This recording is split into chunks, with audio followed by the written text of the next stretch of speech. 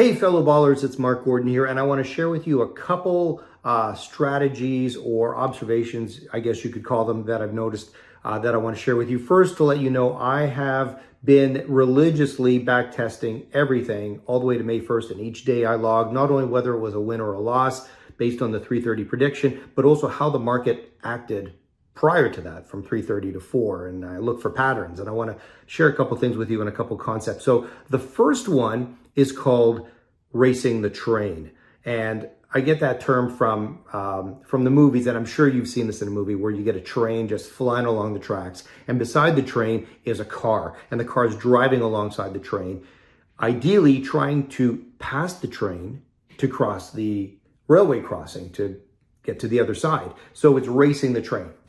This happens when the market is moving in a certain direction, whether it be up or down, and 8-ball is ahead of it, calling it for the same direction. So for example, the market could be going down and 8-ball is predicting a put.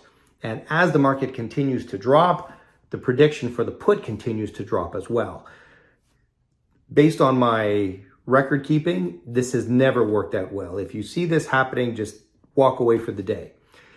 The other one, which is what happened today, that being Tuesday, the 3rd of September, is what I would call chasing the train. Now, chasing the train, much like racing the train, it's going in one direction, but instead of trying to be ahead of the curve, you're behind the curve. So back to the example today, the market was pretty much going straight down from about 325 onward, and he started calling around 55.40.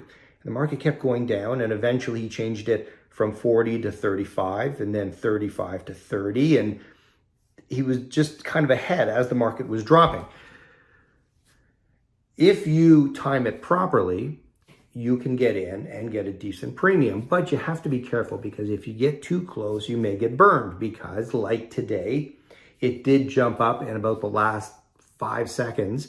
Personally, I got in at 55.30, 35. It did that big jump at the end, peaking at 29. I was freaking out a little bit, but settled at 28, so it all worked out well. So 2 strategies to be aware of. There's racing the train, which is really bad. You don't want to do that.